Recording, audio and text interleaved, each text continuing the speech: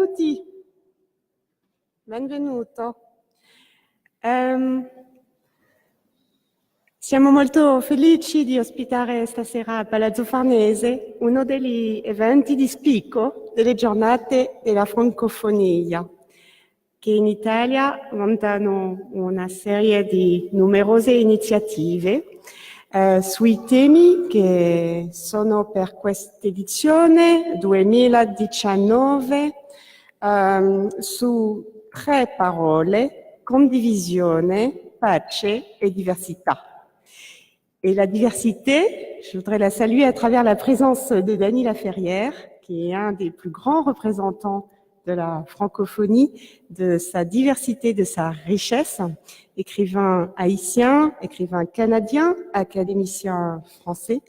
Vous avez donné vos lettres de noblesse à la langue française et vous nous en parlerez plus avant ce soir. Vous êtes un symbole de la diversité de la francophonie et je voudrais rappeler également ce soir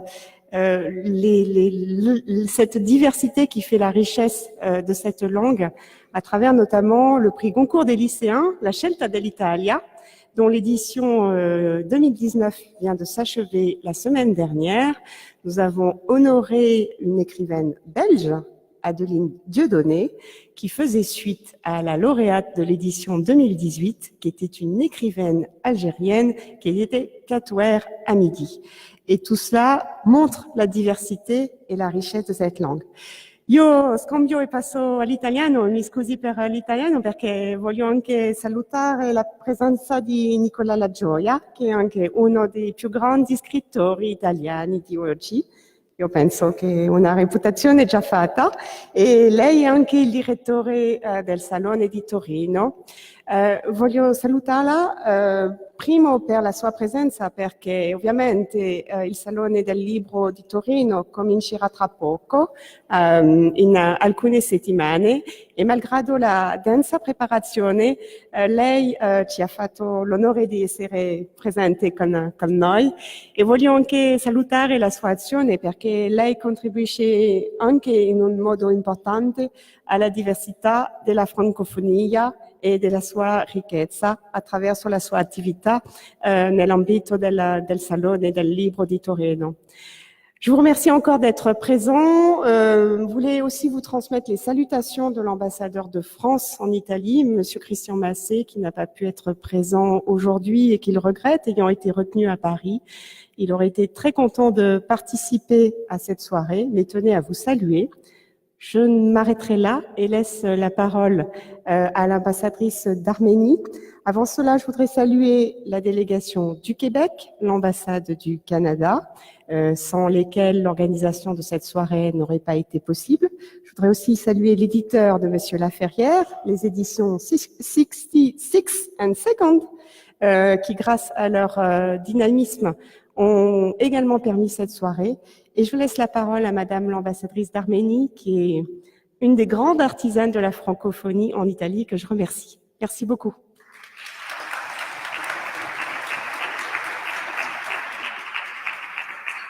Merci beaucoup.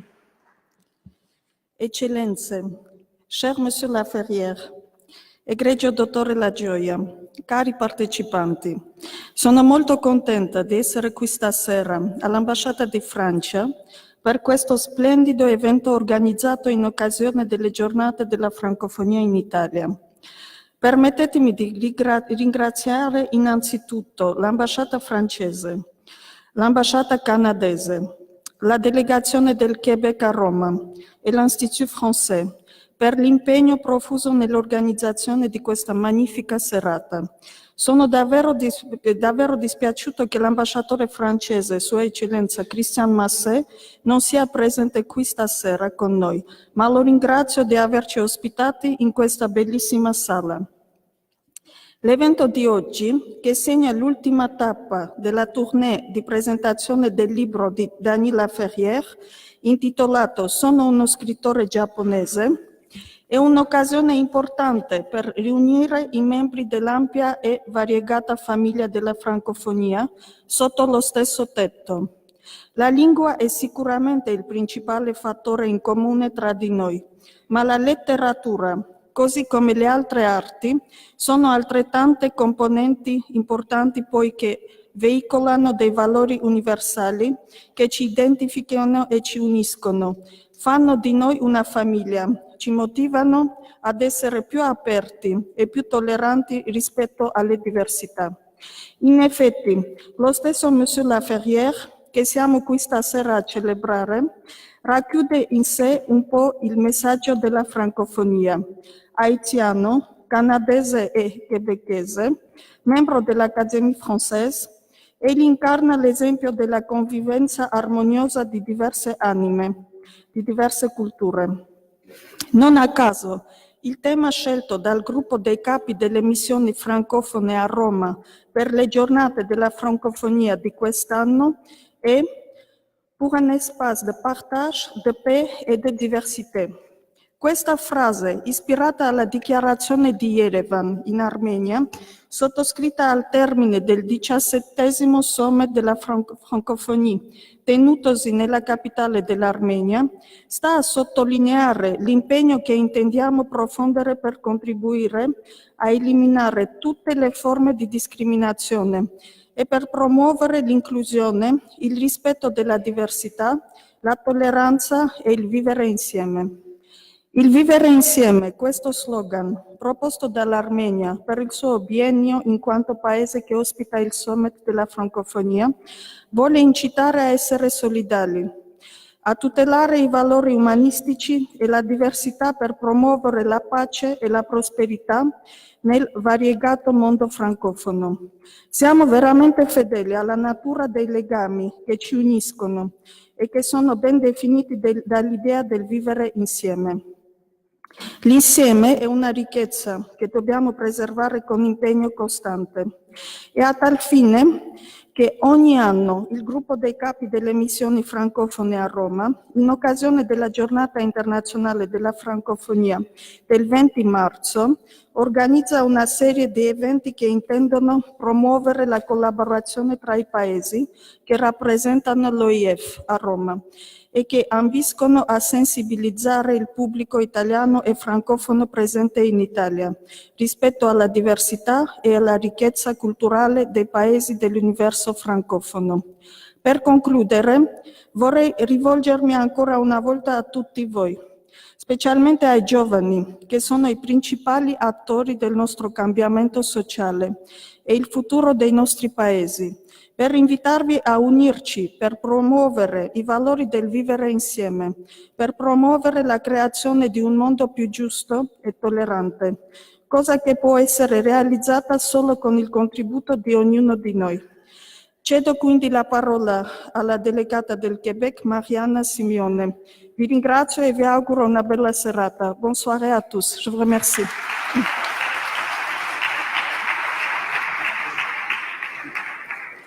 Excellences, distingués invités, mesdames et messieurs, bonsoir. Merci, madame l'ambassadrice. J'aimerais d'emblée remercier les autorités françaises, madame Rollin, et je vous prie d'amener mes remerciements, monsieur l'ambassadeur, Christophe Musitelli, conseiller culturel, et toute son équipe, aussi ici au service culturel pour cette conférence de Dany Laferrière ce soir, dans ce lieu si historique pour la culture française et francophone en Italie. Je remercie également l'ambassadrice d'Arménie pour sa dynamique présidence, les ambassadeurs et représentants des missions francophones à Rome. Sache, chère Victoria, que la délégation du Québec souligne et soutient ton engagement. Je remercie aussi l'ambassadrice du Canada et son équipe pour la collaboration et la recherche constante d'occasions pour faire connaître l'univers des créateurs francophones du Canada et du Québec en Italie. Et je remercie Dany Laferrière pour sa présence à Rome en cette semaine de la francophonie, connaissant bien l'engagement de l'auteur pour la mise en valeur de la langue française. Tu ne peux pas imaginer, cher Dany, toute notre fierté face à tes accomplissements et ton parcours d'écrivain. Chaque titre publié en Italie, sur ce territoire, nous suscite joie et curiosité. Et je remercie également l'équipe de la maison d'édition 66th and Second et sa directrice, madame Isabella Ferretti, pour son engagement auprès des auteurs et notamment ceux du Québec. Merci Isabella. En terminant, j'aimerais réitérer l'importance que le gouvernement du Québec confère à la promotion et au rayonnement de la langue française. Notre gouvernement souhaite que le français soit une langue porteuse de prospérité pour chacun. Nous voulons une francophonie forte, rassembleuse, prospère, inclusive, fière de ses différents visages et reconnue pour ses avantages. Bonne soirée à tous. Merci.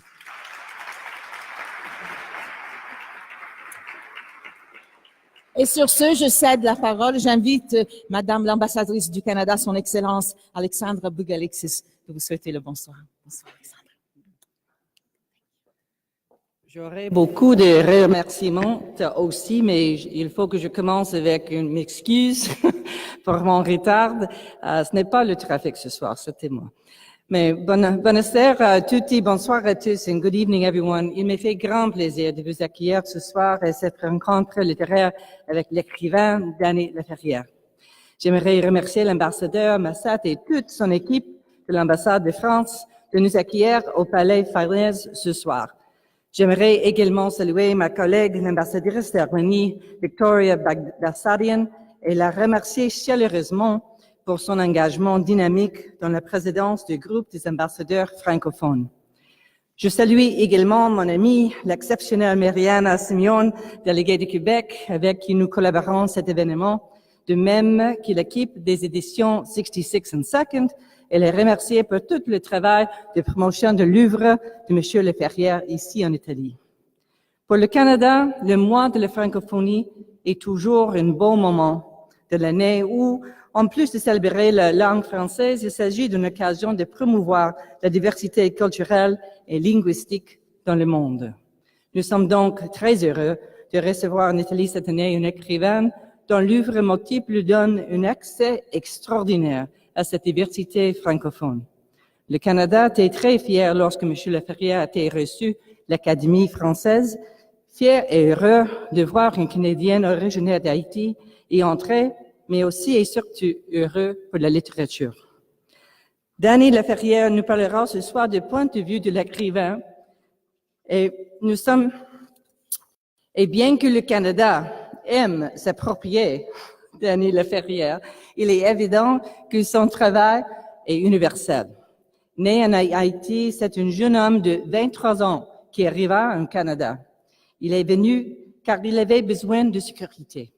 Alors qu'il en a trouvé à Montréal, il vécut le quotidien de bien des nouveaux immigrants au Canada avec des emplois précaires.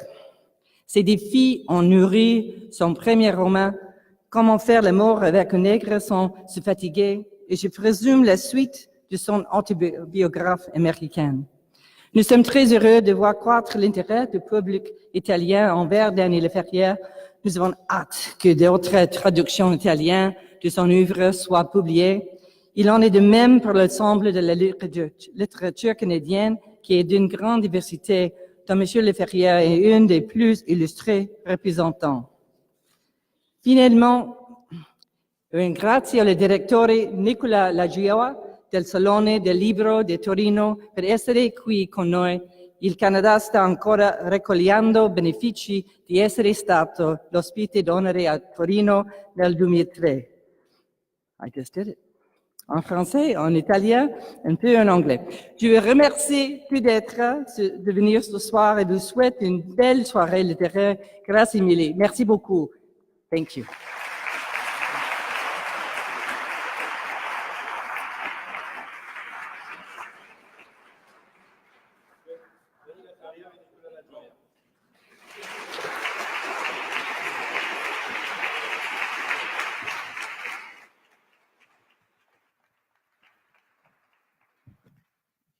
Però, buonasera, eccoci qua. Credo che però ad Anis serva il traduttore automatico. Ah no? Ah, è molto moderno? Ah, fantastico. Ah, quindi il vero traduttore automatico, il traduttore biologico in questo caso.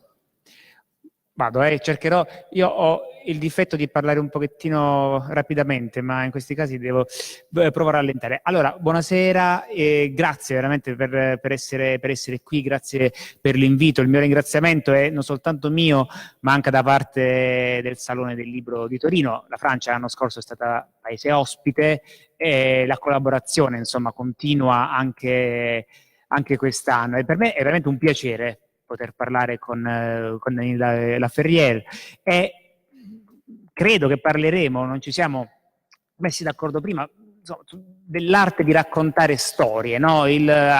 Ci troviamo, l'abbiamo capito un po' già dagli interventi precedenti, in una marea di crocevia, no? Un doppio, triplo, quadruplo affaccio sul mondo, perché qui stiamo all'ambasciata francese, ci affacciamo alla finestra e c'è Roma, ma c'è anche il Canada, il Quebec, c'è anche appunto Haiti, da dove viene, dove è nato appunto Danila Ferrier. E allora la cosa, cioè, veramente interessante, no?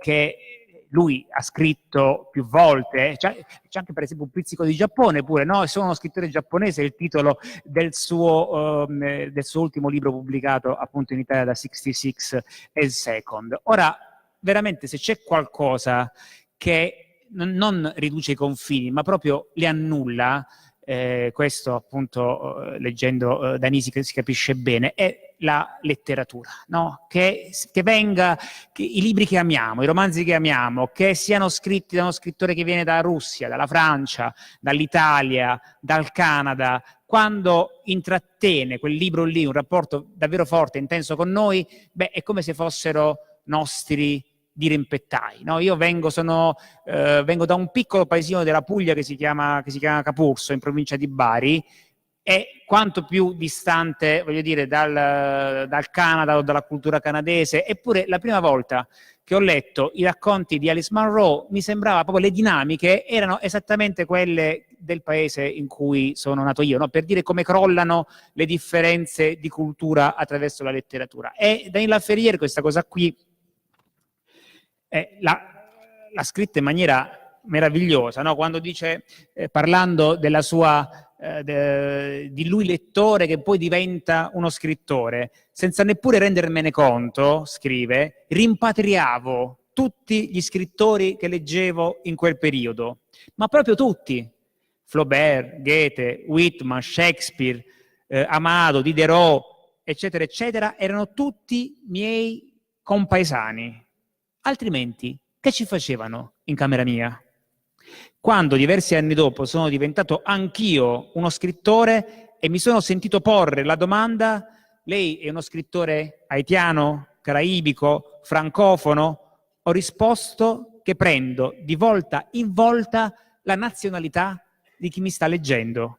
Ciò significa che quando mi legge un giapponese divento uno scrittore giapponese.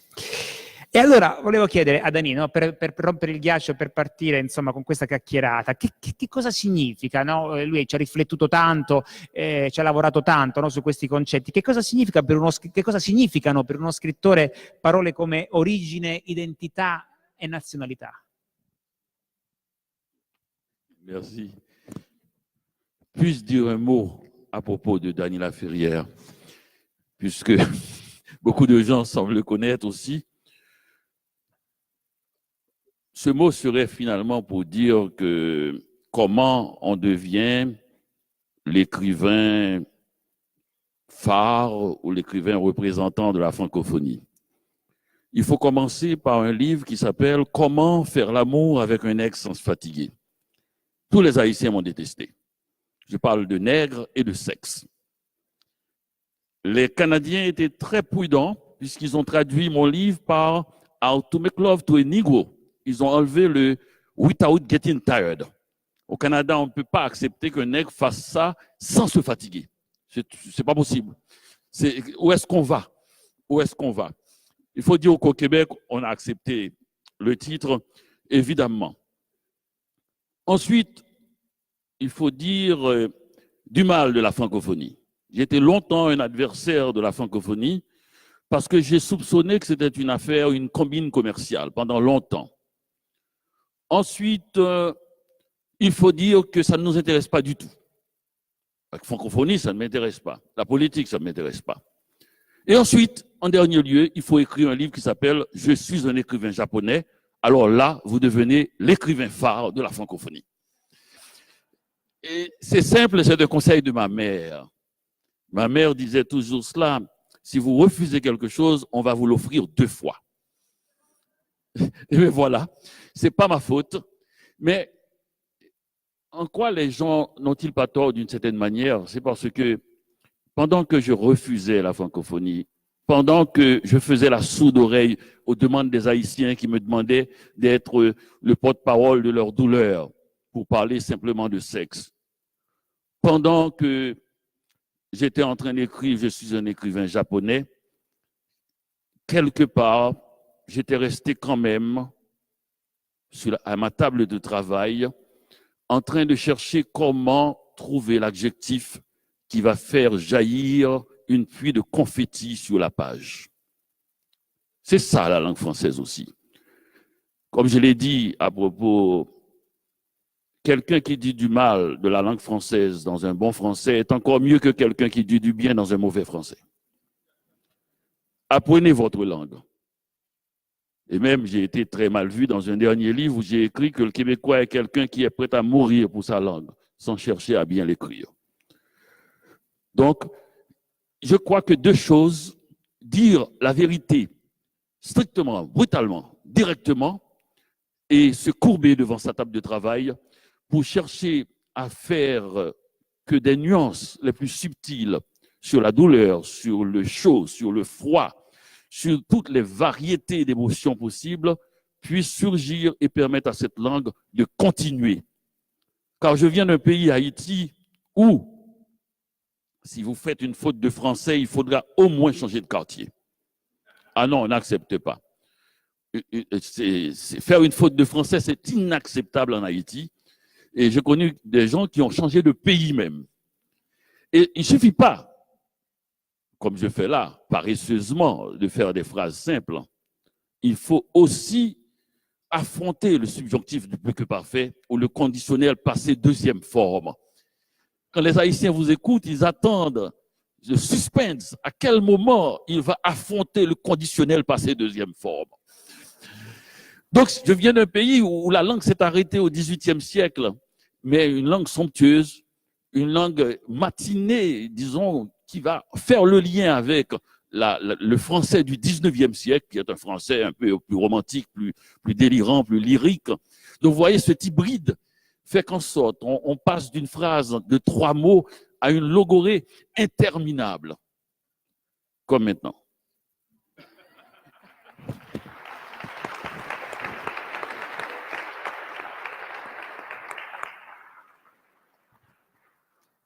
Allora, a proposito di lingue, no? C'è sempre, forse, non lo so, c'è sempre una lingua d'origine da cui a un certo punto ci affranchiamo, nel senso che ne abbracciamo anche un'altra. C'è uno degli scrittori italiani che meglio lavora sulla lingua, che è Aldo Busi. Se voi vi leggete i primi 2 romanzi di Aldo Busi, Seminario sulla gioventù e Vita standard di un venditore professore di Collins, è ai livelli di Gadda più o meno, e dove appunto l'italiano raggiunge forse nella letteratura contemporanea il suo vertice come mobilità, flessibilità, capacità di indagare nell'animo umano. Eppure lui dice: quella era la mia seconda lingua, perché la mia prima lingua era il bresciano, perché lui appunto il dialetto bresciano, perché lui è nato da quelle parti lì. Credo che l'Italia, che ha appena, come dire, 60 milioni di abitanti,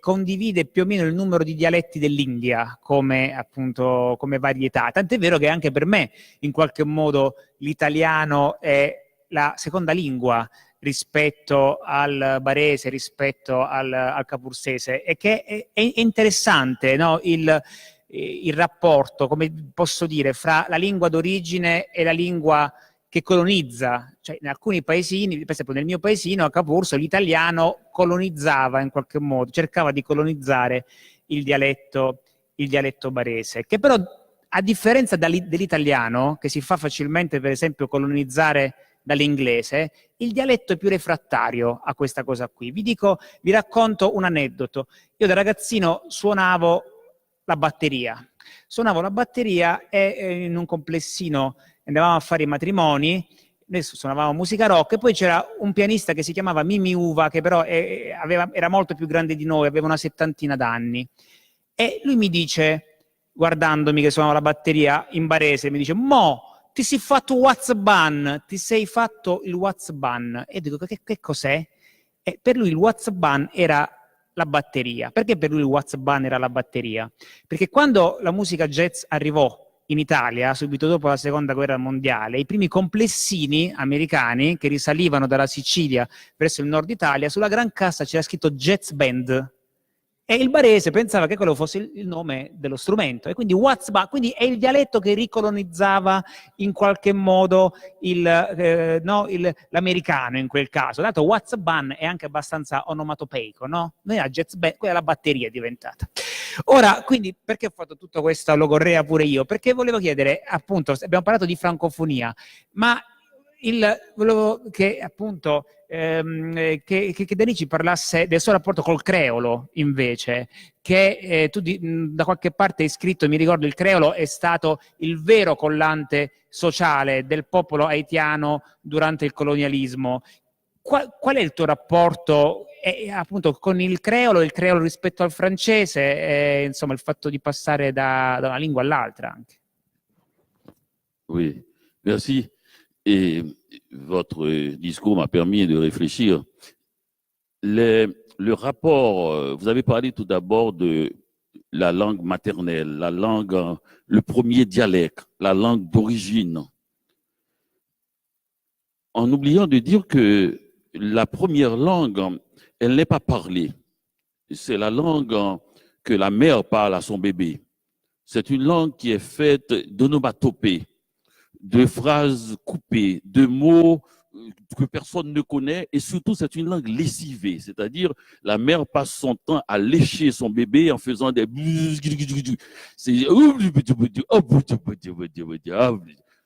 personne sauf la mère et l'enfant pourrait comprendre une langue pareille. C'est la langue de l'amour, c'est pas comme ça que l'enfant va apprendre à communiquer avec les autres. Les autres n'ont pas autant d'amour pour l'enfant, pour qu'il puisse comprendre cette langue. Ça va durer presque 2 ans. Cette langue, tout le temps, en fait, tout le temps que le bébé aura cette odeur qui incite au cannibalisme. On a envie de le manger, le bébé.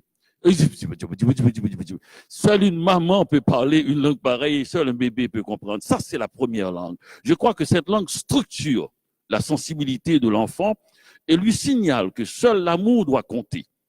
Et cette langue est fondamentale. Si l'enfant ne parle pas, ne comprend pas cette langue, il est en dehors de la société et pour toute la vie. Ensuite, il y a la deuxième langue qui est une langue très étrange, très, très difficile à comprendre aussi. C'est la langue de la nounou qui est toujours au téléphone. C'est une moitié de langue. C'est une langue que l'enfant entend, la partie que la nounou parle, exprime, mais n'entend pas l'autre partie au téléphone. Et c'est une langue qui est, disons, syncopée, scandée, qui n'arrive pas à formuler les phrases et qui est murmurée. Oui, chérie, oui, oui, mais bien sûr, bien sûr. Toujours répéter 2 fois ou 3 fois les mêmes mots. Donc, cette langue aussi est une langue extrêmement difficile, mais que l'enfant perçoit comme étant un prolongement de la langue de l'amour, des onomatopées, parce que c'est une langue murmurée. L'enfant n'entendra plus jamais parler de façon aussi douce, si doucement, si murmurée. Et c'est une langue où l'enfant va apprendre la fantaisie de ne rien dire. Tu étais là? Ah bon? Ah bon? Eh bien, donc des choses comme ça, des bribes que l'enfant attrape, mais ce qu'il attrape par l'oreille, c'est un langage, beaucoup plus qu'une langue, qu'il attrape par l'oreille et qu'il va très rapidement distribuer. Et enfin, il faut quand même que l'enfant, avant 4 ans, puisse comprendre une langue officielle, une langue d'État.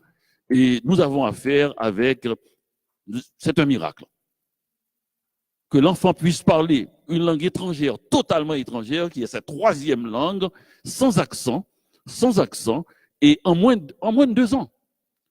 Donc c'est un miracle. Et quand l'enfant arrive à cette 3e langue, il lui reste malgré tout à traverser certaines fois, à passer de cette langue que vous avez parlé dans votre enfance, dans votre village, comme dans mon village, pour apprendre une autre langue étrangère encore, celle qui domine la société, qui n'a rien forcément à voir avec le colonialisme, pas toujours, Parce que la langue officielle, officiellement officielle, est souvent une langue nationale et qui pose la question, cette question angoissante, pourquoi doit-on dire de deux façons différentes la même chose? Pourquoi? Comment comprendre que le mot mangue puisse remplacer le mot mango? Dans le mot mango qu'il a structuré, qui est entré dans sa chair, c'est ce que vous disiez par rapport à la première langue, il n'y a pas de concept. C'est le fait de manger. Le concept viendra avec le mot mangue. Parce que le mot mangue, c'est pour communiquer. Il n'y a pas de mangue. Il n'y a pas de mango dans mangue. Mangue, on te dit, mais dites ça mieux. Alors vous dites mangue. Mais on mange le mango. Donc ça va être le moment le plus difficile, ce petit saut qui va passer du concret physique, charnel, à l'abstrait, qui est pour communiquer avec les autres. Donc c'est exceptionnellement difficile un tel parcours pour arriver et garder son sang-froid, ne pas devenir fou. Et dans cette forêt de langues, il faut être en forme. De plus, on va passer à des concepts, à des situations plus politiques. Quand j'étais en Haïti, avant de quitter Haïti, dans les conditions que l'ambassadrice du Canada a rappelées tout à l'heure, on nous disait que le créole, c'est la langue du pays national. 100% des Haïtiens parlent créole. C'est la langue qu'il faut défendre contre le français, qui est la langue de la colonisation. Naturellement, la discussion était assez divisée parce que d'autres pensent que le français est un butin de guerre. Donc, on a fait sortir l'armée napoléonienne d'Haïti et comme Kateb Yassine l'a dit, on a gardé le français et on l'a bien soigné d'ailleurs. Alors, le français est cette langue de colonisation, il faut défendre le créole. Le français domine. J'arrive au Québec, on me dit, mais non, pas du tout. Nous sommes dominés, c'est l'anglais qui nous domine. C'est pas possible. C'est une langue de dominer. Non, on vous a mal renseigné. Oui, peut-être en Haïti, mais ici, non, on se bat. C'est notre identité. Si on ne défend pas le français, eh bien là, on est envahi et toute une autre culture nous envahit. La culture américaine vient de traverser à grands pas et le Canada anglais s'apprête à arriver sur nous. Donc il faut que, même si on parle avec beaucoup d'anglicisme, mais il faut défendre. Et d'une certaine manière, le Québec est au dernier avant-poste et pour défendre le français, pour l'anglais, pour qu'il n'arrive pas à envahir tout le monde. En 1990, je décide d'aller à Miami, j'y arrive, les gens me disent « Ah non, c'est l'espagnol. Ah non, l'anglais a des problèmes à Miami. Non, vous ne pouvez pas faire ça, vous ne pouvez pas croire que l'anglais domine partout. L'anglais domine le monde entier, sauf Miami. » Alors là, j'arrive à comprendre d'une certaine manière que ce ne sont pas les langues, c'est les individus, c'est les systèmes politiques, c'est les situations, c'est les émotions, c'est les sensations, c'est toute une série de choses de la vie quotidienne comme de la vie politique, économique ou sociale et qui sont en jeu. Donc quand les gens disent l'anglais ou le français, il faudrait bien qu'ils sachent de quoi ils parlent et surtout de qui ils parlent pour qu'on puisse comprendre. Le troisième point par rapport à votre intervention magnifique, c'était sur la question de comment se fait-il que les langues, les dialectes tiennent un peu plus fortement, gardent le fort. Et c'est parce que, je ne sais pas si vous avez remarqué, sur tous les plans, les riches sont toujours en train de parler de la mort. En Haïti, personne ne parle de la mort, on meurt. Bon, de toute façon, personne n'a le temps de se suicider, c'est l'État qui s'en occupe. Donc la mort n'est pas une chose qui intéresse l'individu en Haïti. On meurt. Mais quand je suis arrivé en Amérique du Nord, en Europe, j'ai remarqué que les riches parlent toujours de la mort. Les puissances parlent toujours de la mort de leur langue. Je ne serais pas étonné si les Américains ne parlent pas déjà de la mort de l'anglais. D'ailleurs, ils en parlent, hein, ou bien ils en font des murs. Donc c'est cela. On se dit, je me dis, pourquoi on parle de la mort de la langue alors qu'il y a tant de gens qui parlent le français dans le monde? Pourquoi on parle de la mort de l'espagnol alors qu'il y a tant? Ça, c'est la vision colonialiste. C'est-à-dire, il y en a beaucoup, mais pas assez. On en veut encore plus. Et ce qui est intéressant maintenant qui se passe aujourd'hui, c'est que cette vision colonialiste est devenue la résistance. Et c'est ça le grand jeu qui fait que la francophonie prend de l'importance. Par une sorte d'analyse, on a tourné ça en résistance et avec raison.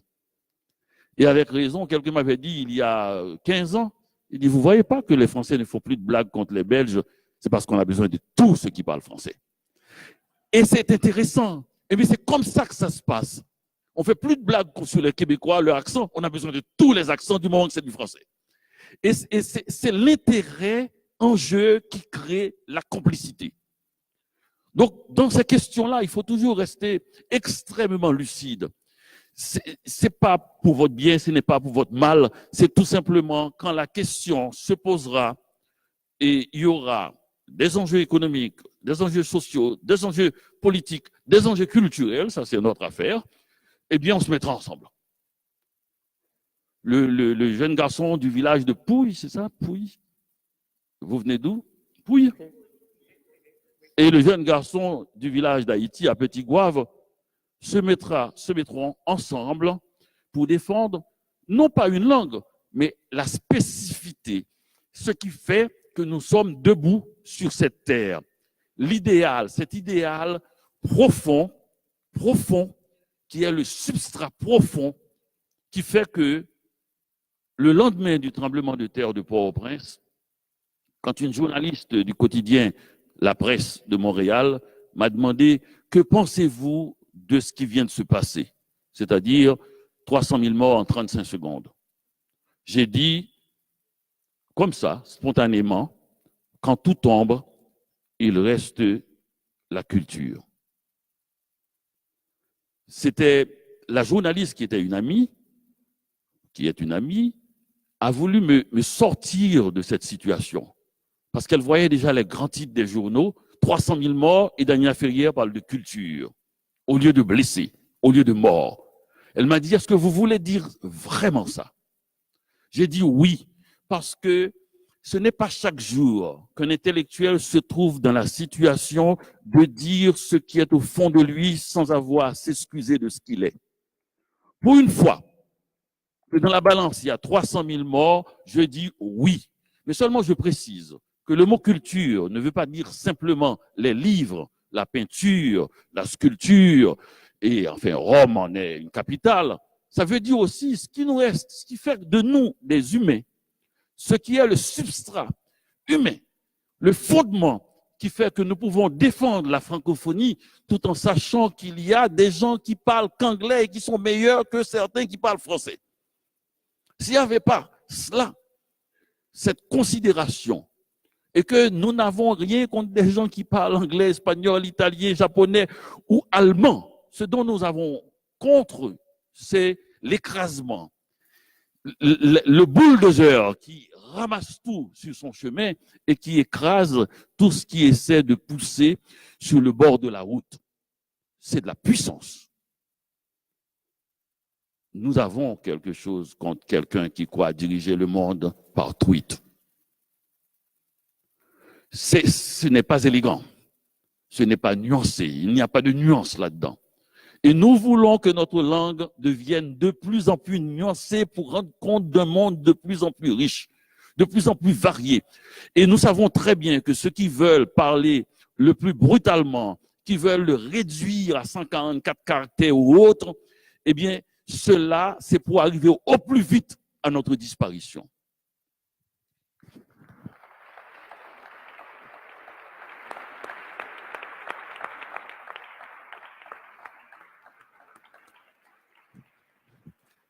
Infatti, grazie a Dio, no, il mondo è più complesso di 140 caratteri e la letteratura forse serve anche a ricordarcelo, insomma.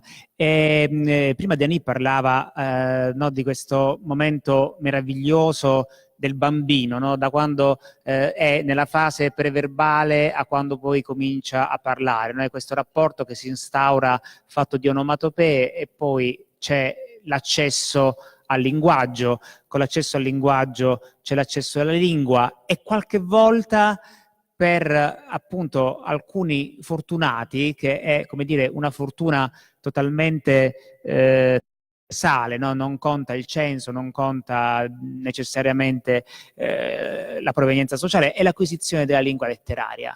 Qualcuno di noi a un certo punto comincia a leggere dei libri, comincia ad amare i libri. Lui più di una volta ha parlato, no, tutti quanti noi, no? Parliamo della prima, quando ci è scattata quella cosa lì, che siamo passati da essere dei non lettori a delle persone che pensavano che c'era qualcosa di interessante, no? nei libri. Io per esempio, a me questa cosa capitò, io sono cresciuto in una casa in cui non entravano i libri, entravano a stento i quotidiani. Era una cosa strana perché i miei nonni erano coltivatori diretti, quindi venivano da alcuni secoli di fiero analfabetismo, mentre i miei genitori avevano fatto il salto sociale, erano dei baby boomers in qualche modo, no? E quindi avevano avuto accesso, si erano diplomati e così via. E però, mentre i miei genitori non sentivano il bisogno di avere dei libri in casa, i miei nonni, da semi-analfabeti, ritenevano invece che dei libri in casa ci dovessero essere, perché in una casa in cui c'erano dei libri era una casa in qualche modo sfiorata dalla civiltà, dal senso di comunità, dalla cultura anche, no, di cui parlava prima Dani, che non necessariamente si esprime attraverso i libri, ma i libri ovviamente ne fanno parte. E io ricordo che ho cominciato proprio a essere attratto dai libri perché c'era a casa dei miei nonni, c'erano 4 o 5 libri, tra cui c'era una Divina Commedia illustrata da Gustave Doré. E ovviamente io, che non sapevo ancora leggere, ero attratto dalle illustrazioni, dalle figure, da quelle incisioni meravigliose, e dicevo a mia madre: leggimi la Divina Commedia. E mia madre me la leggeva e poi provava a spiegarmela, ma io, che evidentemente ero un bambino malfidato, dicevo: no, non mi spiegare, leggimi le note. Mia madre ancora oggi mi rimprovera del fatto che io mi fidassi più di un libro che di mia madre, però va bene, io dicevo questa cosa qui. Dopodiché però ho cominciato veramente in qualche modo a leggere al liceo, no? La scuola certe volte è perfetta per farti smettere di leggere. Si arriva a scuola, di solito si comincia negli anni del liceo e si smette di leggere. Io non so come funziona in Canada o in Francia o ad Haiti, io sull'Italia un mio sospetto ce l'ho, che ci siano, come dire, 2 grandi responsabili. Da una parte la parafrasi, cioè il fatto di dover per forza spiegare tutto. Quella collina mi è sempre piaciuta, quanto è più bello, sempre caro mi fu questo Ermocolle, no? Cioè, il fatto di dover spiegare per forza è il fatto di ammorbare gli studenti con un sacco di paratesti. Questo succede pure all'università, ma poi non si arrivano mai ai testi. Cioè ci fanno leggere centinaia di pagine su Borges, su Cervantes, su Flaubert, ma poi a Madame Bovary o all'Aleph non arriviamo mai a scuola. E quindi questo è un po', come dire, un problema. Io cominciò a scattarmi qualcosa grazie alla mia professoressa di inglese, che era una temeraria. Cioè la nostra professoressa di inglese ci dava in pasto alla letteratura novecentesca senza paracadute, senza. Un giorno ci disse, noi eravamo una classe veramente di capre, eravamo una classe di ignoranti totali, e lei disse: vi porto a teatro, non vi dico che cosa vi porto a vedere, non vi preparo, mi direte voi che cosa avete visto. Noi andammo a teatro e rimanemmo sconvolti, perché fino a poco prima noi al massimo eravamo andati a vedere qualche spettacolino comico con qualche comico locale, e poi invece improvvisamente ci vediamo gettati in questa cosa che non immaginavamo che a teatro si potesse fare una cosa del genere. Tornati in classe, la professoressa ci dice: adesso raccontatemi che cosa avete visto, che cosa stavano aspettando quei 2. Forse avete capito, no, di che cosa si parla. E lì le spiegazioni furono meravigliose. Un mio compagno di classe disse: secondo me, cioè, erano gli anni '80, erano a Bari, ma non solo a Bari, era l'epoca delle droghe pesanti, e un mio compagno di classe dice: no, secondo me stanno aspettando lo spacciatore, perché quando lo aspetta mio fratello non arriva mai. Un altro dice, stanno aspettando il 17, che era l'autobus, perché quando mia madre aspetta il 17 non arriva mai. No? Era Nathan Godot, ovviamente, che avevamo visto, e quindi noi dicevamo le cose più assurde. Anche a Roma è la stessa cosa. Se fossi cresciuto a Roma sarebbe stato no, a Roma addirittura c'è l'autocombustione, prendono fuoco da soli, c'è questo fenomeno incredibile di letteratura fantastica applicata alla città a un certo punto comincia a leggerci la professoressa, qui ancora più temeraria, la Wasteland di Eliot, senza praticamente prepararci a quello che noi... Io ovviamente mentre lei leggeva non ci capivo assolutamente niente, ma capivo di essere al cospetto di qualcosa di più grande di me, di più bello di me, di più... E quindi quella cosa lì mi interessava. E chi ero io allora? Lo scoprì una quindicina d'anni dopo, grazie a uno scrittore che la Ferrier ama molto, che è Borges, perché c'è un racconto di Borges che è contenuto nell'Aleph, in cui si racconta l'assedio di Ravenna. Arrivano i barbari a Ravenna e la mettono a ferro e fuoco, stuprano, distruggono, ammazzano, e c'è uno di questi, che si chiama Droctulf, che scende appunto dai boschi della Germania, comincia a distruggere Ravenna, e mentre la mette a ferro e fuoco, a un certo punto si gira e si rende conto di essere circondato da una città che lui non ha mai visto. Vede i mosaici, vede le statue, vede un disegno che non capisce fino in fondo, ma capisce che è qualcosa di più grande e di più bello di lui, e a quel punto, scrive Borges, passa a difendere Ravenna, cioè passa dall'altra parte. Io ero quel barbaro, fondamentalmente, a cui veniva letta la Wasteland di Eliot, non ci capivo niente, davo più credito alla questione dell'autobus per quanto riguarda Beckett che non, insomma, alla spiegazione che forse non si è mai capita qual è l'interpretazione autentica, però insomma, quella cosa lì. E allora, siccome ogni esperienza di questo tipo, secondo me, è bellissima, come abbiamo cominciato a leggere, ecco, volevo chiedere a Daniela Ferrier come in lui quando è che è scattata qualcosa che a un certo punto gli ha fatto dire di amare la letteratura o pensare. Faut-il parler après vous? Et pourquoi ce qui est bon pour tout le monde, comme disait Borges lui-même, ce qui est bon appartient à la tradition. Borges, à qui un de ses amis avait envoyé une fable qu'il trouvait très belle, et Borges lui a dit, votre fable est si belle qu'elle mériterait d'être anonyme. On va croire que l'histoire que vous avez racontée là, de votre chemin dans la lecture, de votre compagnonnage avec les livres, mériterait d'être anonyme. Les livres, c'était des choses qui apparaissaient miraculeusement dans mon enfance, dans ma vie. Il y a des livres qu'on trouvait facilement sous la main, sur la table. On n'avait pas de bibliothèque, ou plutôt la bibliothèque était dispersée. Je me suis toujours demandé avec combien de livres commence une bibliothèque. Peut-être 5, peut-être 10, peut-être 5000, ça dépend du désir de lire et surtout du désir de relire.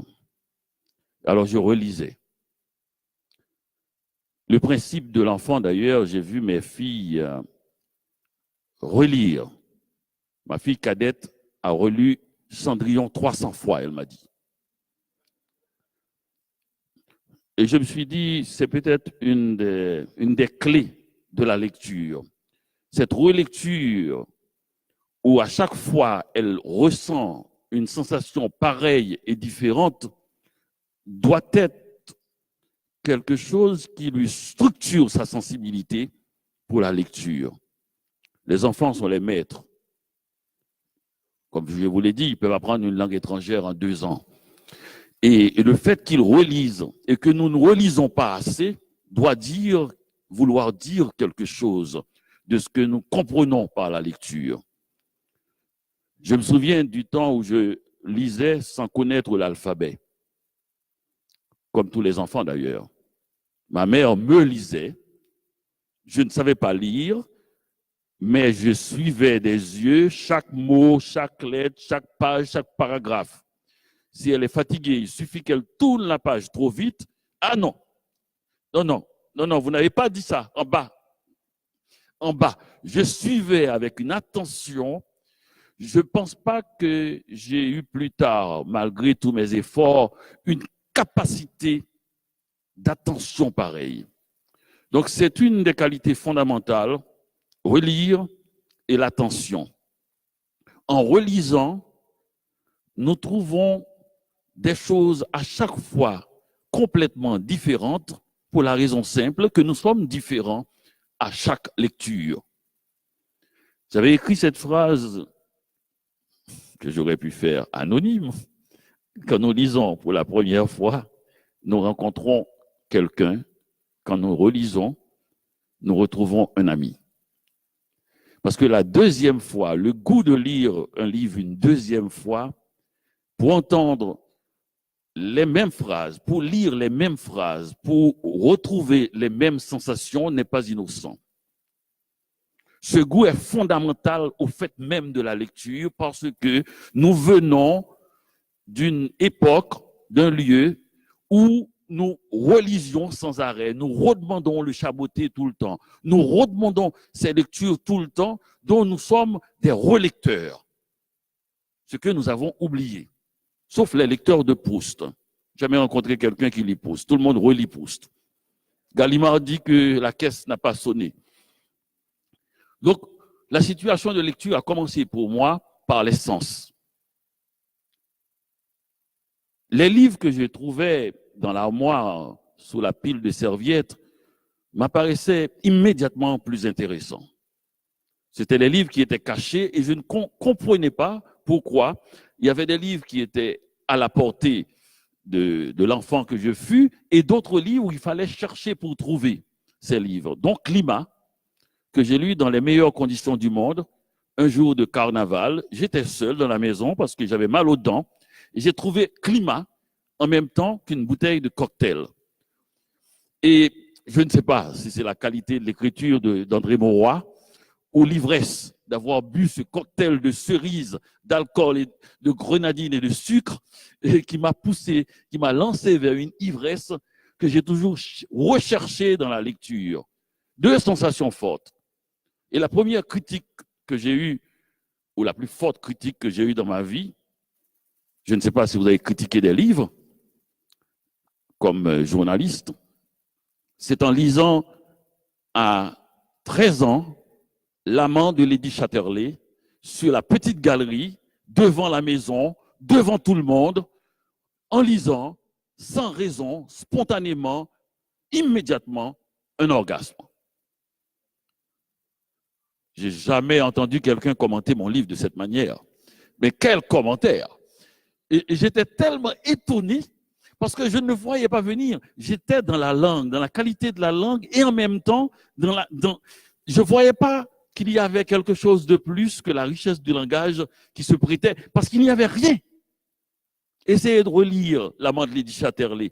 Il y a le moment le plus jouissif, c'est quand il ne se passe rien. On est là dans une sorte d'attente, dans un suspense frénétique de voir la femme ouvrir la barrière pour traverser dans l'autre monde. C'est une scène qu'il y a, que je crois, dans presque tous les grands romans. Il y a toujours un moment, une frontière que la personne doit traverser. Et au moment où elle ouvre la barrière, j'ai senti en elle l'idée qu'on ne revient pas de l'endroit où elle va aller. J'ai senti toute cette tension et elle avançait d'un pied léger, d'un pas léger et en même temps avec une angoisse qui la tenaillait et j'ai senti tout cela. C'est-à-dire que l'orgasme, je l'ai eu bien avant l'action qui était faite, préparée pour cet orgasme-là. Donc je me suis dit que le langage a quelque chose de particulier où sa préparation même et prépare à un événement qui perd tout sens au moment où l'événement apparaît. Ça, c'est la fameuse phrase que quand on rencontre une jeune femme ou un jeune homme et qu'on l'amène chez soi, tout se passe en montant l'escalier. Tout se passe en montant l'escalier. C'est exactement cela, et les fameux vers d'ailleurs de Saint John Perse pour autre chose. Et il parle quand il était chez sa famille en Guadeloupe, à Pointe-à-Pitre, et il disait à propos du café cette fois, le café est déjà dans l'escalier.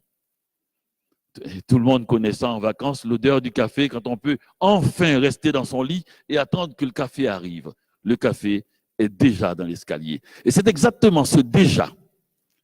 Tout le cœur de la littérature se trouve dans ce déjà. Le déjà qui veut dire quelque chose qui est arrivé, c'est quelque chose même de vécu. Et j'ai déjà vécu ça. Et ce déjà qui annonce pourtant. Le café est déjà dans l'escalier. Ça veut dire que je l'ai bu, j'ai ressenti la même sensation que j'ai sentie la veille. Tout est fait et rien n'est encore arrivé. Et pour moi, c'est ça, la lecture. Il y a quelque chose, j'ai l'impression quand vous avez dit que votre professeur vous amenait sans vous dire l'histoire, vous l'avez dit au moins 5 fois, on nous a jetés dans l'eau bouillante, on ne nous a pas dit quel livre, elle ne nous a pas raconté l'histoire, en fin de compte, elle ne nous a pas pris pour des idiots. C'est-à-dire que ce moment où l'on va traverser la frontière, traverser cette frontière. Je crois que la littérature, c'est vraiment une ligne où on va traverser. Ce moment précis, ce moment fort, ce moment presque infini, je l'ai entendu à Miami, dans mon lit. J'étais couché avec ma femme, il était tard. La petite voyelle qui habite chez nous, c'est-à-dire ma dernière fille, voyelle féminin de voyou, puisque l'académie oblige le féminin, la petite voyelle, ce qui va très bien avec l'alphabet, qui habitait chez nous, qui se trouve être ma dernière fille, je l'ai entendu dire « Papa, maman, je sais lire ». J'ai jamais entendu une fierté pareille dans la voix d'un être humain. Elle avait simplement, lettre par lettre, d'abord, syllabe par syllabe ensuite. Ensuite, péniblement, je l'entendais, j'entendais le travail. J'entendais le travail. Ensuite, péniblement, elle ramassait, elle recollait les syllabes. Quelque chose d'ardu. Elle recollait les syllabes et finalement, elle a lu la phrase. Difficilement, mais elle était sûre qu'elle venait de franchir une frontière, que plus jamais, elle ne sera seule dans la vie. C'est extraordinaire cette petite chose, ces 26 lettres de l'alphabet, capables de provoquer une telle émotion chez un enfant, une toute petite fille qui était déjà, il faut le dire, cet enfant-là, elle m'avait déjà appris à 4 ans ce qu'était la beauté. Il faut le dire, comme tous les enfants d'ailleurs, tout simplement. Il n'y a pas du tout de choses spéciales, particulières. Simplement, on était en train de marcher le long d'un lac artificiel. On est à Miami. C'est le naturel qui semble artificiel. Et on est en train de marcher le long du lac. Elle a vu une fleur, et je n'ai jamais vu ça jusqu'à présent. Elle a plongé sur la fleur avec une telle force, une telle fougue. Et elle a amené la fleur à son visage. Elle s'est barbouillé le visage, non pour avaler la fleur, mais pour se faire avaler par la fleur. Et je me suis dit, une telle furie vers la beauté, un tel désir de se faire absorber par la beauté n'existe plus chez moi et chez nous. Et c'est pour ça qu'il y a la sculpture, c'est pour ça qu'il y a la musique, c'est pour ça qu'il y a la littérature et les millions de livres, centaines de millions de livres. C'est parce que nous ne pouvons plus nous faire avaler par la beauté. Nous prenons une distance avec la beauté. Nous la regardons, nous l'observons, nous devenons des voyeurs. Nous dévorons les livres, mais nous ne nous faisons plus dévorer par les livres. Écoutez-nous parler à propos d'un livre. Je l'ai dévoré au lieu de se faire dévorer par le livre. Nous devenons des gourmands. Nous devenons des goinfres. Nous consommons au lieu de nous faire avaler, consommer, mastiquer. C'est une position qui paraît comme un abandon mais cet abandon est magnifique. Nous collectionnons. Nous regardons les choses et nous les possédons au lieu de nous faire posséder par les choses, puisque le collectionneur, lui, il est angoissé, il ne peut plus se reposer, il se lève la nuit pour compter son or, pour compter ce qu'il possède. Mais s'il pense une seconde qu'il appartient au ciel, qu'il appartient aux étoiles, qu'il appartient à la fleur, eh bien, il est dans une sérénité totale. Il s'abandonne. Ce n'est pas à lui de protéger son or, c'est à l'or de le protéger. Et si nous le faisons avec tout ce qui est de culture, nous ne voudrions plus acheter. Vous savez, cet Hercule que je regarde avec envie, jalousie, si Cool m'a appuyé contre son gourdin, son immense gourdin avec dans une pose magnifique et des biceps. Mais si je ne le jalouse plus, si je le regarde avec admiration, eh bien, immédiatement, je me place dans une autre posture que celle de l'envie et je deviens serein. Et je peux même jusqu'à dire, les femmes se retournent vers Hercule pour le regarder et admirer sa beauté. Mais quand même, il y aura un moment où elles devront se retourner vers moi.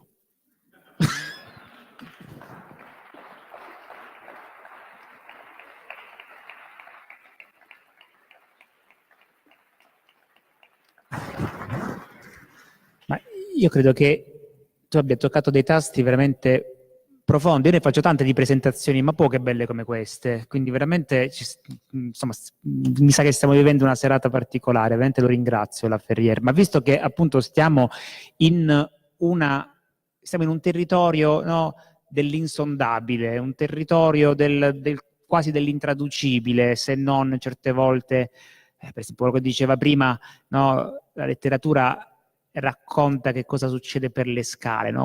Quanto è vera questa cosa qui, e racconta l'invisibile. Ora torniamo anche a parlare di luoghi. C'è un libro bellissimo di Laferrière che si chiama Paese senza cappello, dove lui racconta Haiti come io non ci sono mai stato ad Haiti, ma insomma, leggendo il suo libro, come luogo in cui c'è un dialogo molto forte con l'invisibile, molto forte con i fantasmi, soprattutto in un libro come quello. E allora però mi chiedo, è il dialogo con l'invisibile, il dialogo con i fantasmi è fondamentale, però proprio per l'essere umano, per mantenere la nostra parte più preziosa, magari per scoprirla, o magari semplicemente per proteggerla. Io la cosa che volevo chiedere a lui, che ha come minimo questo doppio sguardo, in paesi laici come il Canada, come la Francia, come l'Italia, per quanto l'Italia è un paese laico prestato al surrealismo, quanto è più difficile quel dialogo con l'invisibile, se è più difficile? Je ne sais pas. Ce que je sais, c'est que quand j'étais enfant, ça doit être pour beaucoup de gens, chez moi, avec ma grand-mère, on avait pris l'habitude de se raconter nos rêves le matin. C'est une habitude que peut-être on est en train de perdre, mais c'est comme si on venait de perdre le tiers de notre vie, puisque nous passons le tiers de notre vie endormi, heureusement d'ailleurs pour certains. J'imagine, il y en a qui feront des crimes 24 heures sur 24. Même les criminels dorment. Et donc, je me souviens de ce moment extrêmement passionnant où nous parlons de manière si vivante, où ma grand-mère racontait ses rêves et recevait après des gens du quartier, du village, qui venaient lui raconter leurs rêves qu'elle interprétait. Et nous avons toute une matinée, parfois les samedis, où je passais mon temps à écouter, à voir des gens vivre dans ce monde de l'invisible. C'est tellement important, Mozart qui traversait la rue et qui disait « Da, j'ai fait un rêve ». Et des fois, il racontait ses rêves et ma grand-mère interprétait en disant « Je crois que Mozart, tu vas recevoir une visite cette semaine. Je crois qu'il faut t'attendre à tout. » peut-être la visite de ton ex-femme. Là, Mozart, c'est la tête. Ou bien encore, quelqu'un dit, j'ai été mordu par un chien. Ah ben, tu vas gagner à la loterie. Parce que les rêves négatifs annoncent quelque chose de positif. J'avais compris cette symétrie. Et donc, on racontait, et des fois, il arrive tout simplement que ma grand-mère faisait une réponse tout à fait logique dans la logique du rêve. Tu rêves que tu vas perdre de l'argent à la loterie. Ma grand-mère dit, si tu joues, tu vas perdre. Bon, enfin, voilà. Donc, on avait ce moment où on était complètement intégré dans ce monde du rêve et pendant qu'on était dans ce monde de la réalité. Tout cela était arrosé de bon café qui faisait délier les langues et le rêve se mêlait aussi au récit de la vie quotidienne. Et c'est ce que j'ai retrouvé en écrivant Pays sans Chabot, ce monde du visible et de l'invisible et qui fait cela. Je voudrais raconter une anecdote à propos de ce monde du visible et de l'invisible. Dans le vaudou haïtien, il y a un dieu qui s'appelle l'Egba. L'Egba, c'est celui qui ouvre la barrière. Aucune cérémonie ne peut être faite sans qu'on demande à l'Egba d'ouvrir la barrière, c'est-à-dire de permettre à ce monde de l'invisible de rentrer dans l'espace du visible avec ses dieux. Ce Legba, j'ai toujours cru qu'il était le dieu des écrivains. Ce matin, je pense avec Laurence, et on a peut-être vu une idée de Hermès quelque part dans ce dieu de l'écrivain.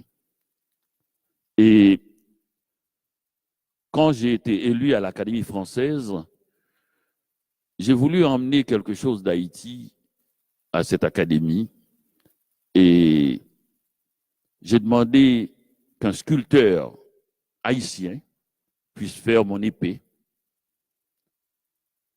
Et j'ai trouvé, il m'a dit après un mois qu'il ne peut pas faire l'épée parce qu'on n'avait plus de forge à Port-au-Prince, après le tremblement de terre.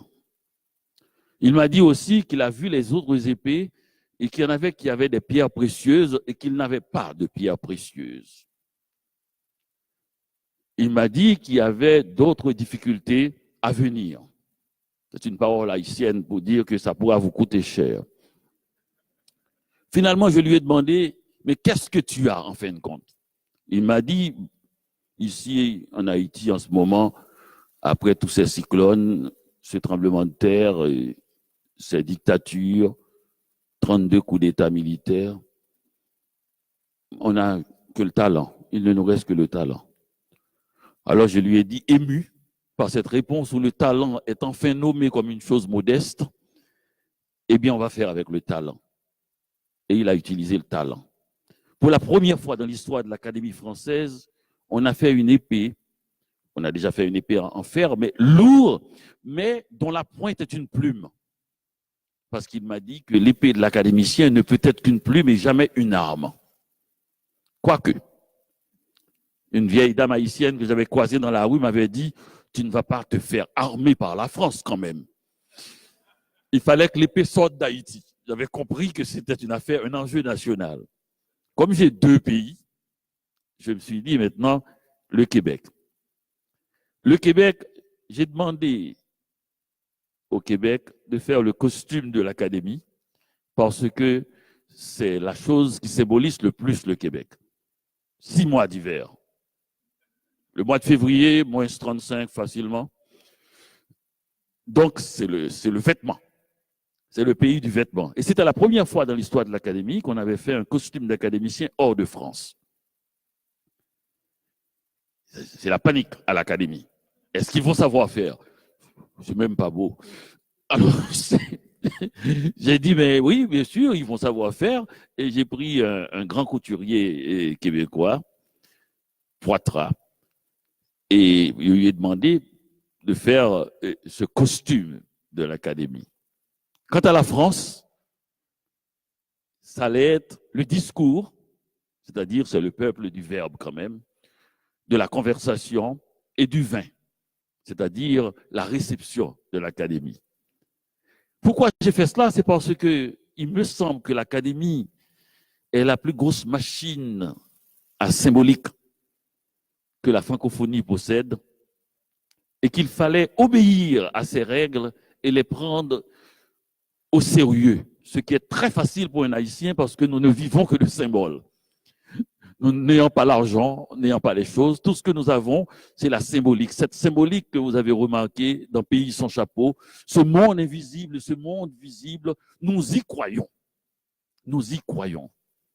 Et d'autant plus que je me suis mis à fouiller pour essayer de comprendre cette institution à laquelle j'allais faire partie, essayer de comprendre les raisons et les règles de cette institution, essayer de comprendre comment une institution datant de 1635 ait pu traverser le monde et la France d'abord sans être repérée. Souvent, je vais dans des endroits et les gens disent, c'est la première fois qu'on voit un académicien. Déjà, ils me touchent, ils disent, laissez-moi toucher un académicien, je sens que je vais devenir immortel. Ils ignorent que c'est comme ça qu'on devient immortel. Nous, chaque fois que vous me touchez, je prends 3 ans de votre vie. C'est-à-dire, on ne prête qu'aux riches. On ne prête qu'aux riches. Alors, je me suis dit, ce serait intéressant de voir comment et qu'est-ce que c'est que cette académie. Cette académie française a commencé sous les meilleurs auspices. Parce que, imaginez, Louis XIII, Louis XIV tout de suite, Richelieu, on ne peut pas être plus au sommet de l'État que cela, que des gens du pouvoir, de l'aristocratie la plus haute, puissent faire une institution dont la règle est, selon Richelieu, ni la classe, ni le rang, seul le talent. Sinon, il n'y aurait aucune chance. Il n'y aurait eu aucune chance. Seul le talent. Alors j'étais impressionné déjà que Louis XIV puisse observer une chose pareille et que la France, après la Révolution, près de 400 ans plus tard, ait gardé dans la République un travail pour des individus jusqu'à la mort. Vous venez, vous asseyez sur le fauteuil, c'est jusqu'à ce que vous mourrez. C'est extraordinaire dans ce pays où il y a plein d'intermittents. C'est de trouver un travail, on vous dit, d'ailleurs c'est ce qu'on vous dit quand vous arrivez à l'académie pour la première fois. Je fais cet hommage à l'académie puisque je crois que, je vous le dirai vers la fin, pourquoi cette académie va rentrer comme l'arme la plus puissante de la francophonie dès 2020. Et cette machine qui s'est constituée avec 40 membres. Alors pourquoi? Parce que c'est un chiffre magique. Je ne sais pas si vous faisiez ça à l'école, les histoires que je n'arrivais jamais à faire en mathématiques. Quand il y a l'eau qui coule dans un bassin et puis il y a l'eau qui fuit, il faut faire un calcul pour avoir le niveau d'eau. Alors les gens disent, mais on ne peut pas accepter des gens si âgés dans l'académie, on ne peut pas accepter qu'ils restent jusqu'à leur mort. Eh bien, c'est bien fait. Ils meurent pendant que d'autres viennent. Et c'est pour ça qu'on n'a pas vu, on ne les a pas vus passer, on a cru que c'était les mêmes depuis 1635. C'est un mouvement si lent et si doux qu'il paraît immobile. Et c'est une mécanique, et en plus c'est un climat spécial. Comment s'appelle ce climat quand il pleut tout le temps à un endroit? On dit que c'est un climat, c'est ça. C'est un climat. J'arrive à l'académie, j'étais déjà un homme d'un certain âge, vous savez, 60 ans. J'arrive, et puis je suis le plus jeune. Et les plus vieux ont l'air plus jeunes que moi. Ils publient des livres chaque année. Enfin, ils se débarrassent de leur tiroir. Mais ils publient des livres chaque année sans arrêt. Mon voisin de gauche, c'est François Cheng. Il fait un recueil de poèmes best-seller. Jean d'Ormesson a fait la cour à toutes les jeunes filles de 19 ans jusqu'à sa mort à 92 ans. Et il y a une jeune fille qui m'a dit, une journaliste, il m'a dit, il est arrivé sur moi avec une telle vitesse, il a dit, je suis l'ami de Daniela Ferrière, donne-moi ton numéro de téléphone. Il dit, j'ai donné.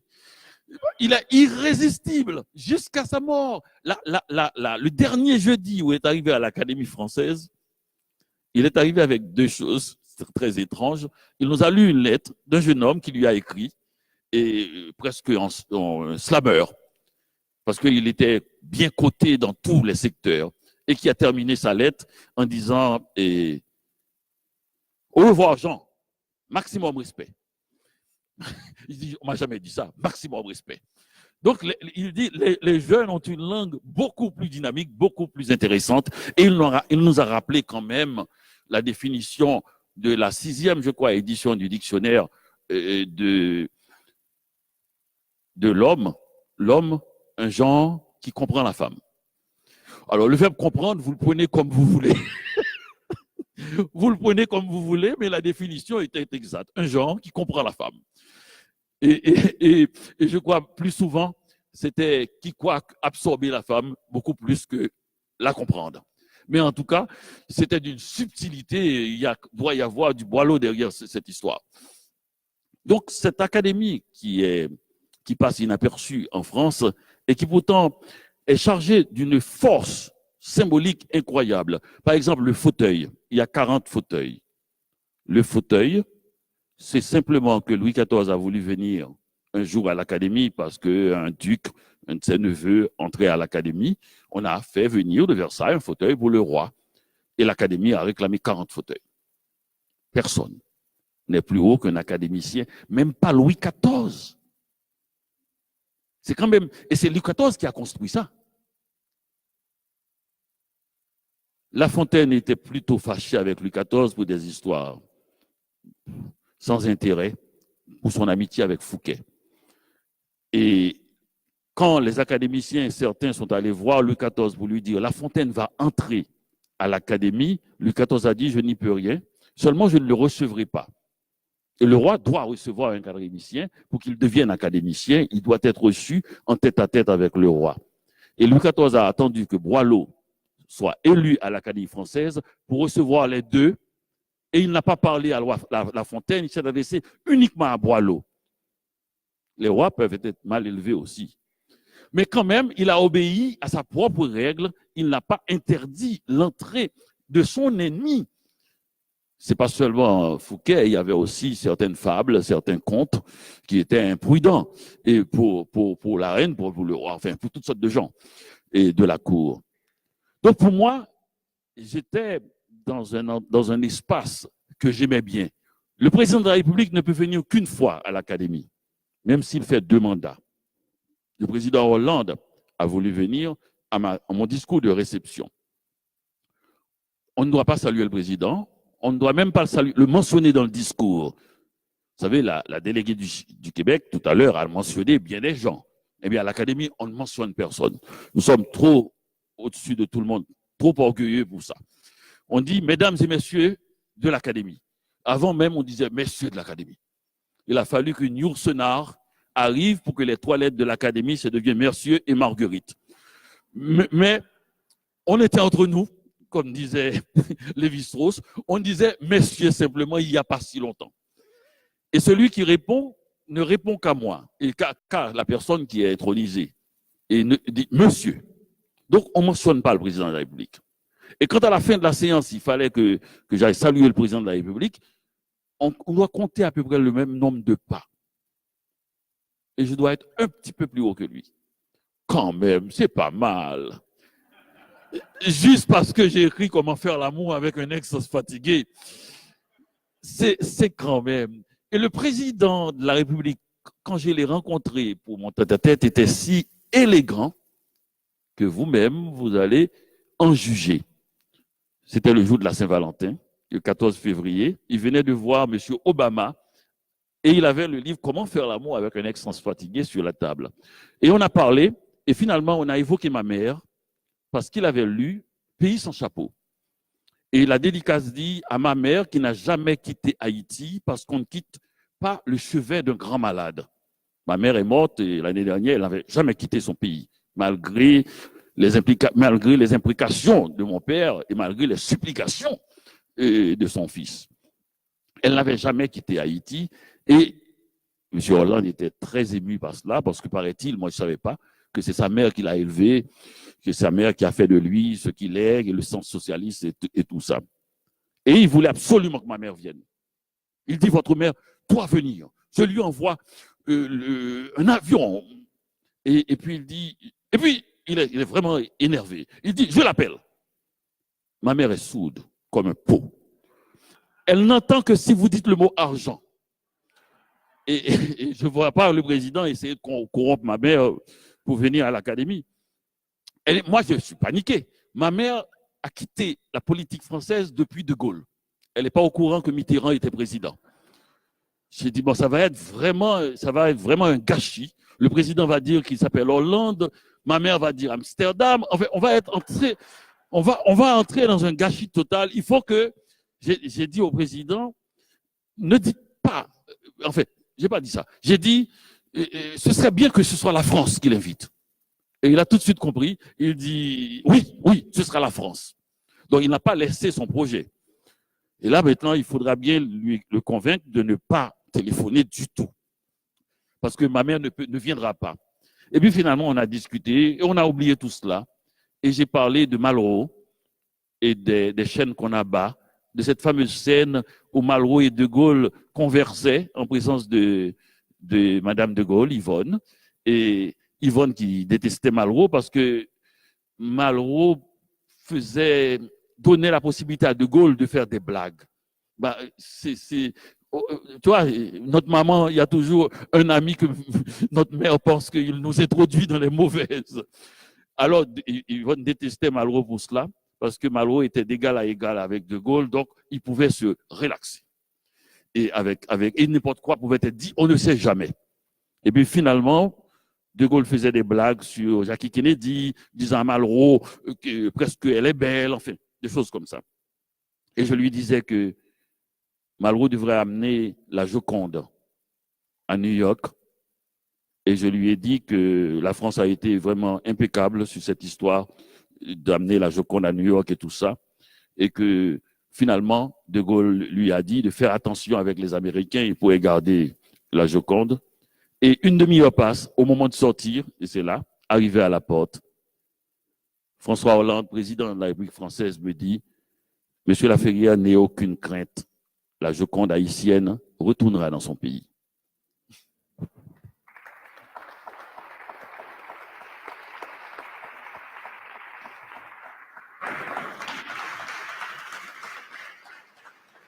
Allora, sono le 8, però io farei l'ultima domanda, ancora un'altra domanda la farei ad Adil Laferrière sul futuro, visto che parliamo appunto di futuro e i libri, no? Due cose che speriamo che vadano insieme, però non è detto. In Italia si parla sempre, meno che in Francia forse, di crisi dell'editoria, di crisi dei lettori. Per la verità si parla anche spesso, ma questo da un secolo a questa parte, di morte del romanzo, però poi il romanzo è sempre lì, anziché parlare di morte del romanzo, secondo me spesso confonde il proprio stato di salute con quello della letteratura. Però in realtà i libri rimangono sempre lì, stanno sempre lì, cioè nel senso, io da ascoltatore di musica sono cambiati tanti supporti da quando io ero ragazzino. Quando ero ragazzino ascoltavo la musica sull'LP, poi l'ascoltavo sulla mangiacassette, poi sul CD, poi sull'MP3, adesso su Spotify, e addirittura anche la mia esperienza di spettatore di film o di telefilm è cambiata, no? Si andava prima al cinema, poi c'è stata la TV, adesso c'è il computer, le serie televisive. Il libro è rimasto pressoché intatto. Qualche anno fa c'era stata l'arrivo dell'ebook, che però alla fine, non so, in Francia, in Canada, ma in Italia è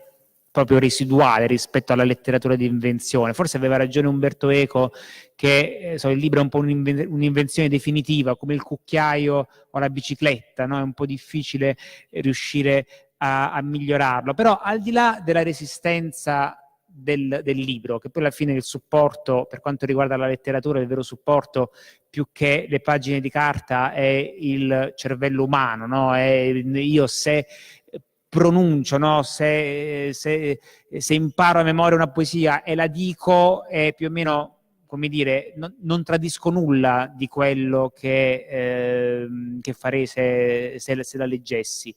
E allora volevo chiedere appunto a Daniel Laferrière, in Italia anche pure si dice tanto, oddio, adesso le serie televisive che hanno una tale complessità che forse possono minacciare i romanzi, la letteratura. Lui che futuro vede dell'arte di raccontare storie attraverso i libri in questo secolo nuovo che comincia in qualche modo a mostrare un po' meglio la sua faccia rispetto a qualche anno fa? Le livre, vous l'avez dit, est ouvert et immobile comme un ciel d'été. C'est un objet parfait. D'ailleurs, on a essayé le e-book, tout ce qui est électronique à travers le temps, et on a vu qu'il fallait trouver quelque chose de plus contemporain, de plus moderne, de plus riche. Ils ont trouvé un truc avec du papier et des couvertures cartonnées et qu'on peut ouvrir et fermer comme on veut, sans électricité. Oui, parce qu'on a eu peur que les pannes se succédant, on a eu peur de refaire l'erreur de ces trucs électroniques. Et donc, il fallait découvrir, inventer quelque chose où l'électricité n'était pas de mise. Et il fallait inventer un objet qui intimiderait les gens quand ils arrivent dans une maison et qui les réconforterait aussi et qui pouvait leur faire attendre le cocktail calmement. Les gens, quand ils arrivent dans une maison, ils se mettent debout dans le salon à regarder les livres. Et un objet qui pourrait dire de façon ostentatoire et très rapide dans quel type de maison on est, intellectuel, une maison riche. Alors, on a toute la série et des Pléiades. Quelqu'un qui met ses Pléiades au salon, c'est quelqu'un qui ne les lit pas. Et un objet qui pourrait, pour un étudiant pauvre au Québec, à Montréal, protéger du froid. Alors, nous, je tapissais les murs de livres, pas pour les lire d'abord, mais d'abord pour nous protéger du froid et puis pour impressionner les jeunes filles qui viennent. Il faut mettre Anna Karenine, bien placée, très prisée chez les jeunes filles. Elles vont toutes mourir sous un train.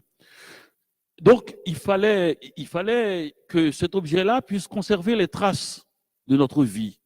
Une feuille qu'on a ramassée dans la rue, un petit billet d'amour, et la trace d'une tache de spaghetti, une tache de café, et quelque chose qui pourrait, s'il était ouvert des années plus tard par nos petits-enfants, nos arrière-petits-enfants, on puisse savoir dans quel état de sentimentalité on était.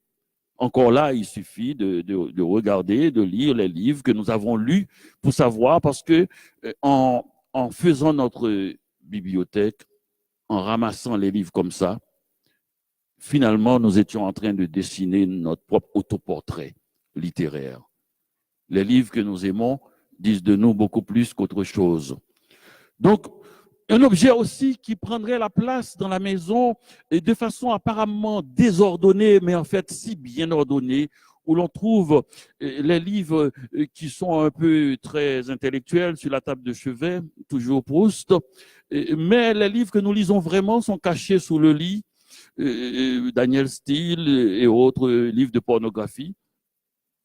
Et d'autres se cachent entre les serviettes dans les armoires, des livres inavouables, où des individus comme le marquis de Sade est présent dans la maison sans qu'on puisse le trouver. Un objet qui pourrait, si jamais nos invités aux toilettes et qu'ils voudraient passer du temps, trouver des bandes dessinées et pour les amuser. Un objet qui devient très lourd quand nous déménageons. Impossible et qui se sinue partout. Quand on a ramassé tous nos livres, il reste 4 cartons de livres quand on va ramasser sous le lit, dans le coin, ici, là, par ici, et on en a pour remplir 4 cartons de plus, tellement les livres se sont infiltrés dans notre vie, nous observent, nous lisent après avoir été lus par nous. Les livres occupent, nous regardent et disent de nous qui nous voulons être et qui nous ne voulons pas être. Quant à moi, je mets toujours au salon les livres que je n'aime pas, parce que si on me les vole, je rigole. Bon débarras. Un objet comme ça ne peut pas disparaître. C'est pas possible. Et il a trop de fonctions. Et en plus, il y en a qui ont de belles couvertures, comme d'autres personnes sont bien habillées. Merci.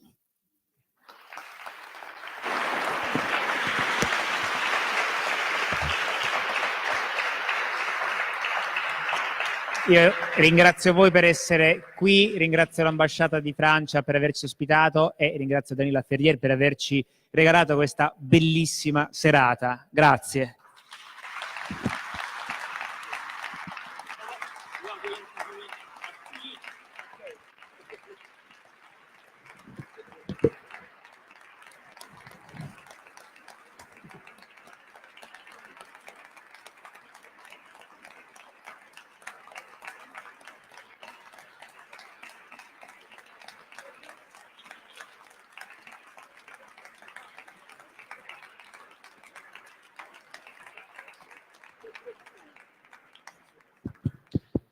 Faites comme à Cannes, faites des photos pour nous, enfin que la